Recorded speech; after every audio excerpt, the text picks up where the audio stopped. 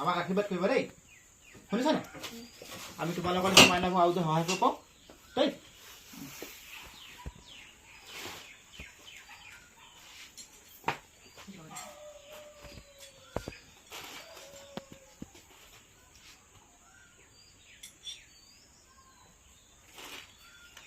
এইকেইটা অলপ দীঘল কৰি দিবা দেই এইকেইটা ৰছী লগাই লওক তোমালোকৰ পিছত দেই এডোখৰ এৰুৱা বলা হ'লে যে এইটো এৰুৱাই পিনে সিটোত লগাই দিবিগে আকৌ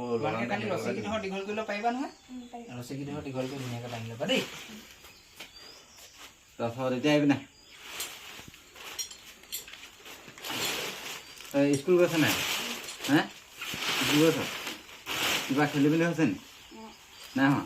পৰীক্ষা শেষ হ'ল ফটো মাৰি আহিবলৈ হেৰি এইবাৰ কিহলৈ কৰিবি তই এইবাৰ ফাইভলৈ কৰিবি তই ছিক্সলৈ কৰিবি হয় নাই পাব লাগিব খালি স্কুল যাব লাগিব বুজি পালি মই তোৰ চা নাম্বাৰটো দি কৰিলোঁ নাই যেতিয়া যদি জোৰ জবস্তি যদি চুলাই আনিবলৈ কয় মোলৈ ফোন কৰিবলৈ কৈছোঁ চুলাই আনিলে আমি বিছনাখন লৈ যাম বুলি বস্তু ভৰাই আমি লৈ যাম বুলি বেয়া কথা আমি ক'বই নাজানো কেলা বাহিৰে আৰু হাই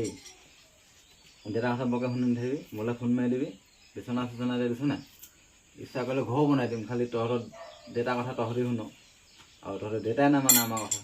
মদটো খাই সেইকাৰণে অলপ মানে চুপ হৈ আছে হা লাহে লাহে হৈছে নহ'লে ঘৰটো বনাই দিব পৰা গ'লহেঁতেন বুজিলি মানুহে দেউতাই সহায় কৰিব বহুতে কৈছিলে খালি মই নিজে নালাগে বুলি কৰোঁ কাৰণ তহঁতে দেউতাও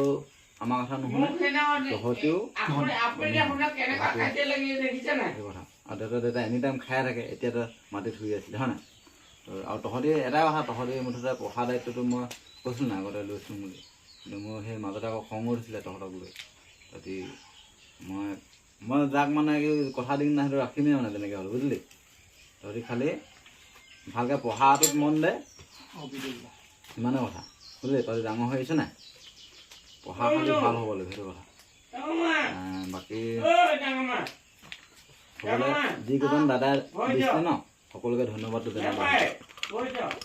চবকে ধন্যবাদটো জনালে যিকেইজন দাদাই যে বিচনাখন দিছে ধন্যবাদ বুলি কয়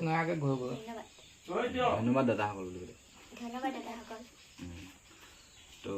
সেয়া